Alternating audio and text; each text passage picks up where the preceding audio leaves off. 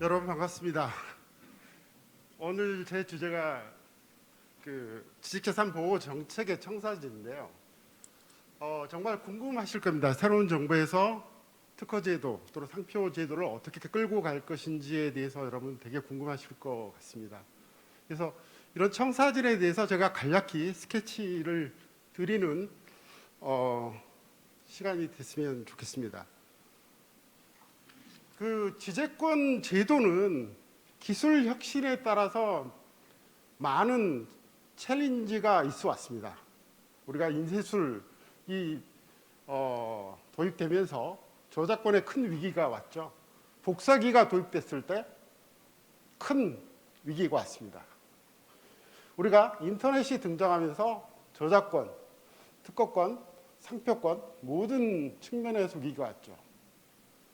우리가 최근 가장 큰 챌린지라고 볼 수 있는 게 제4차 산업혁명, 그 중에서 디지털 전환이 가장 큰 챌린지가 될 것으로 생각을 합니다. 그리고 이전에 국정원에서 발표를 해주셨지만 국가 안보 측면에서 기술이 차지하는 비중이 점점 중요해지고 있고, 이런 측면에서 특허 제도가 어떻게 변화해야 되는지, 그것 역시 중요한 환경 변화가 되고 있습니다. 그런 측면에서 오늘은 각 주제별로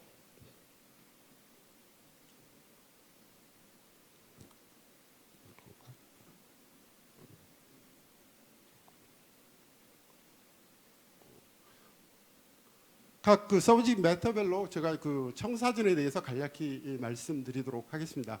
먼저 특허하고 영업 비밀에 대해서, 이건 기술에 대한 보호 측면입니다.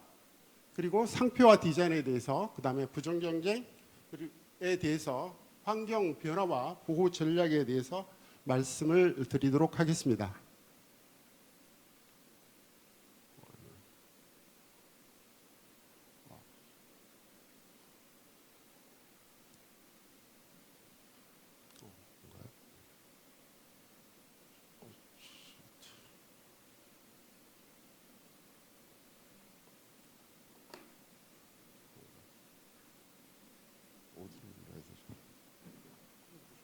이거예요?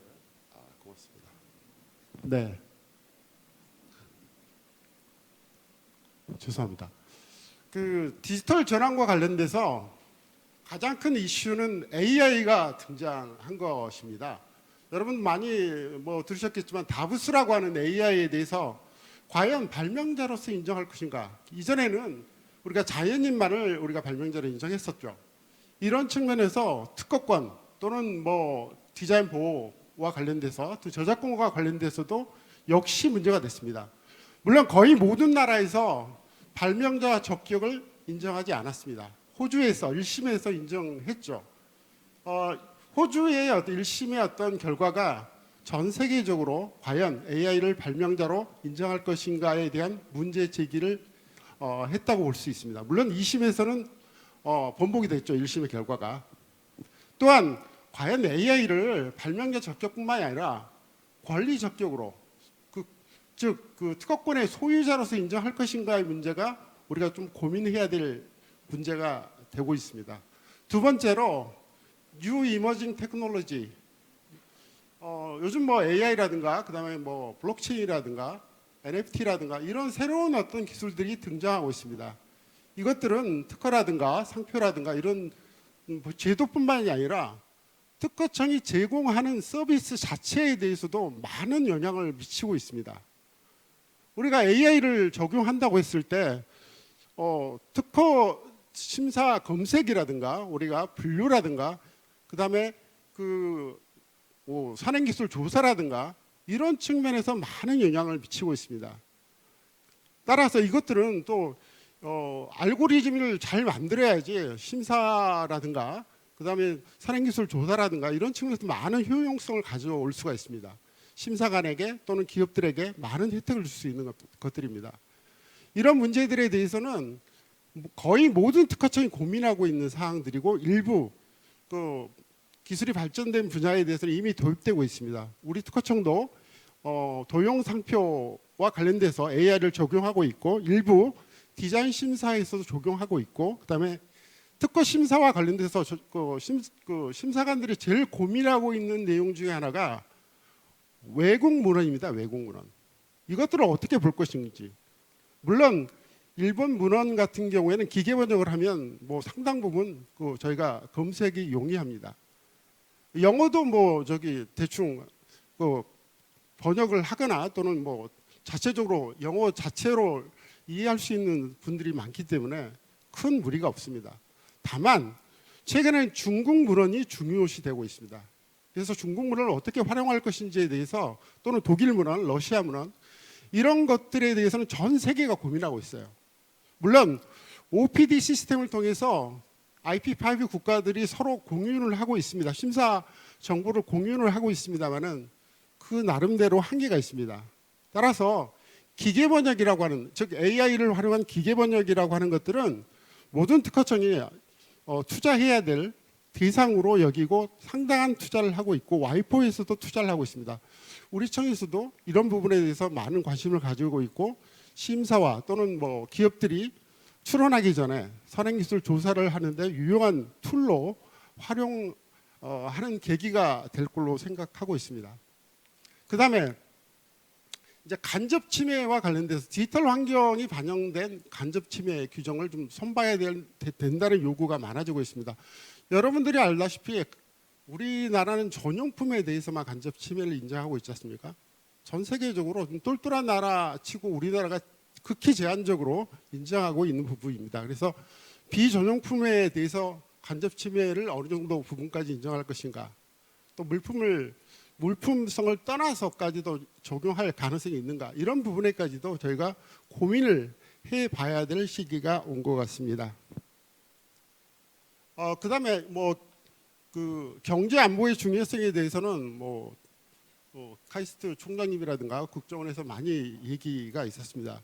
경제 안보 측면에서 영업비밀 제도를 어떻게 운영할 것인지, 특허 제도를 어떻게 운영할 것인지에 대해서도 저희가 고민을 해야 될 때가 왔다고 생각을 합니다. 이런 측면에서 새 정부의 국정과제가 지식재산 보호체계 확립이 국정과제 중에 하나로 채택이 된 것입니다. 특허와 관련돼서는 저희가 고민해야 될 사항이 비밀 특허 제도를 좀 손봐야 되겠다. 물론 지금 현재도 비밀 특허 제도가 있습니다. 국방과 관련된 발명에 한정되고 있습니다. 그렇지만 그거를 이행하지 않았을 때 제재라든가 이런 쪽에는 많이 보완해야 될 부분이 많습니다. 국가 핵심 기술에까지 국가의 안전이라든가 또는 경제 안보의 중요한 기술 분야까지 확대하는 부분으로 개정하는 방향에 대해서 저희가 좀 고민을 해봐야 될 거고, 아까 국정원에서 발표하신 내용대로 미국이라든가 중국, 그다음에 일본에서 최근 개정이 되었죠. 그런 내용들을 참고해서 아마 개정을 고민해봐야 될 것 같습니다. 이와 관련돼서 많은 부분이 개정을 고민을 해봐야 될 것 같아요. 저거를 국내 출원을 우선 출원을 해야 되겠고, 그다음에 외국 출원은 허가를 해야 될 거고, 그다음에 그에 대해서 보상금을 또 줘야 될 거고, 업계와 많은 소통이 있어야 될 걸로 생각이 됩니다. 그다음에 퇴직 인력들을 우리가 기술의 해외 유출을 방지하기 위해서 퇴직 인력들을 어떻게 심사관으로 채용해서 심사의 어떤 전문성이라든가 신속성이라든가 이걸 제고할 뿐만이 아니라 해외 기술 유출을 방지하는 효과까지도 도모할 수 있기 때문에 현재는 저희가 한 1,200명 정도를 채용하는 방안을 계속 논의를 할 예정입니다. 최대한 많이 확보를 해서 심사 시기도 좀 빨리 하고 인력들도 최대한 활용할 수 있도록 그렇게 추진하고자 합니다. 증거 수집 제도도 손보려고 하고 있습니다. 알다시피 증거 우리가 미국에서 디스커버리 제도 알고 있을 겁니다. 중국도 도입을 했고요. 그다음에 독일도 도입했고 일본도 도입을 했어요. 우리나라에서는 솔직히 그 특허권 침해라든가 손해 산정과 관련된 자료들은 거의 다 그 침해자가 다 가지고 있습니다. 이를 증거를 수집하기 위한 절차적인 측면에서 많은 부분을 손을 봐야 됩니다. 그래서 그런 부분에 대해서 개선을 통해서 기술 탈취라든가 기술 유출에 대해서 좀 손을 보는 계기가 되었으면 합니다. 관할 집중 문제 정말 중요합니다. 그 세션 2에서 아마 논의될 예정인데요. 현재는 그 특허권, 뭐 상표권, 디자인권, 그다음에 품종 보호권 등에 대해서만 민사 본안 소송에 대해서 그 우리 관할 집중이 되어 있죠. 형사 사건이라든가 가처분 사건, 민사 가처분 이런 부분들은 앞으로 법원하고 협조해서 관할을 집중해야 될 과제라고 생각이 됩니다. 영업 비밀과 관련돼서는 디지털 환경에서 뭐 아날로그 환경이 아니라 디지털 환경에서 데이터라든가 또는 사이버 해킹이라든가 그다음에 산업 스파이에 대한 정부 규정도 새롭게 좀 만들고요. 이런 부분들을 좀 많이 새로운 뭐 부정경영 행위에 대해서도 발굴하고 그다음에 이것들을 좀 그룹핑할 예정으로 있습니다. 그다음에 영업 비밀과 관련돼서는 과거에는 사후적으로 뭐 형벌을 강화한다든지 그런 측면에서 좀 포커싱을 했다고 하면 그 사전에 예방하는 차원에서의 어떤 정책들에 집중하고자 합니다. 그다음에 영업비밀 유출에 대해서 우리가 사전 컨설팅이라든가 그다음에 보호 뭐 대책이라든가 그다음에 포렌식이라든가 법률 자문이라든가 이런 측면에서 전방위적인 역량을 집중하고자 합니다. 상표 디자인도 많이 바뀔 것 같습니다. 상표 디자인도 제일 커다란 변화가 메타버스 뭐 이런 디지털 전환이 가장 큰 영향을 미칠 것 같습니다. 여러분 뭐 많이 뭐 신문지상을 통해서 들으셨겠지만 뭐 스타엑스사가 저와 같은 그 나이키 운동화 NFT를 만들어서 판매하기 시작했다고 하네요.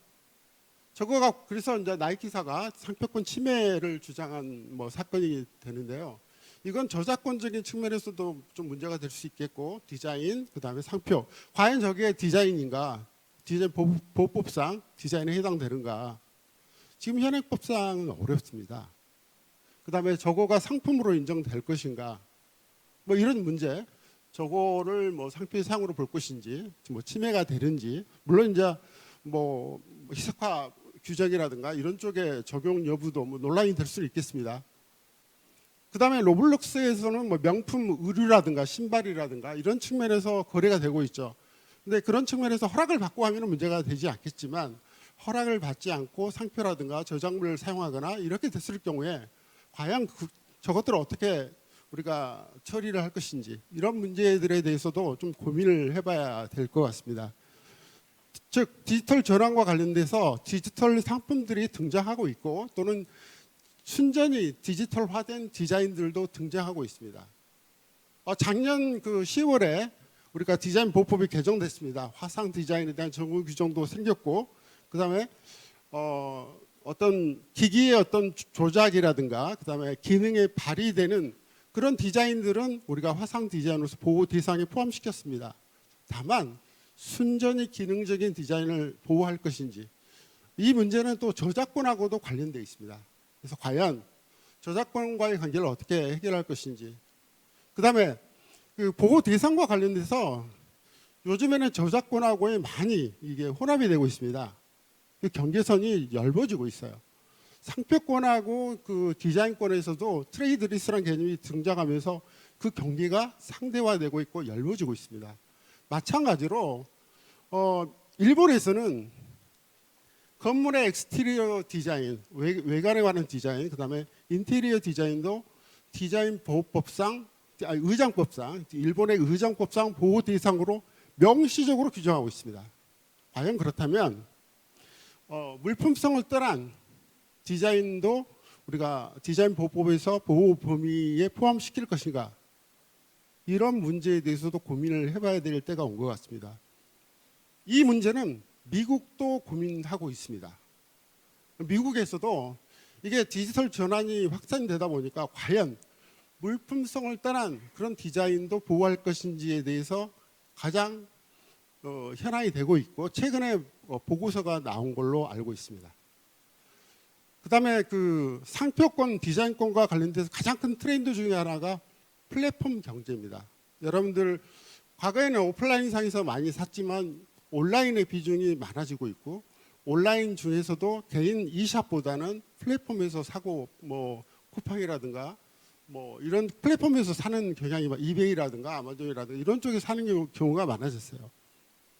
그리고 이 플랫폼에서 상품의 거래는 뭐 자기 이름을 걸고 하는 경우도 있겠지만, 플랫폼에서 직접 물품을 구매해서 판매하는 경우도 있겠지만, 제3자 셀러, 서드 파티 셀러라고 해서 그냥 그 계정, 그 시스템만 이용하고, 그다음에 뭐 지불 시스템이라든가 뭐 배송 시스템이라든가 이것만 이용하고 계약에 의해서 뭐 오픈마켓 형식으로 해서 판매하는, 위조 상품을 판매하는 경우가 많아졌습니다. 그렇게 했을 때 우리가 상표권자가 그 상표권을 침해하는 상품을 발견했을 때 집행하기가 너무 어렵습니다. 아이디를 계속 바꾸고요. 그다음에 서버를 중국에 두고 있고, 뭐 이런 경우에는 정말 어렵습니다. 그렇게 했을 때 과연 그 오픈마켓 또는 그 플랫폼 사업자들은 수익을 얻는데 판매액의 어느 정도로 수익을 가져갑니다. 그렇다면 그 사람들에게도 책임이 없는가? 그래서 미국이나 우리나라 다른 나라에서도 이 사람들에게 간접 책임을 좀 부담시키는 게 맞지 않느냐, 그런 차원의 논의가 활발히 진행되고 있고, 우리나라에서도 상품 판매 매개자의 책임이라는 측면에서 부담을 주지 않고 주의 의무를 부과하되 면책할 수 있는 그런 규정을 두는 방향으로 고민을 하고 있고, 지금 법안이 국회에 계류 중에 있습니다.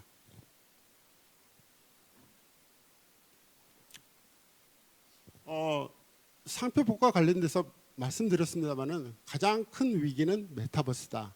여기서 상표의 사항을 어떻게 정할 것인지, 그리고 디지털 상품에 대해서 어떻게 규정하고 분류할 것인지, 그다음에 플랫폼 사업자들에서 간접 책임을 부과하고 면책할 수 있도록 함으로써 플랫폼 사업을 더 활성화할 수 있도록 하는 토대를 마련하는 거에 대해서 고민하고 있고요.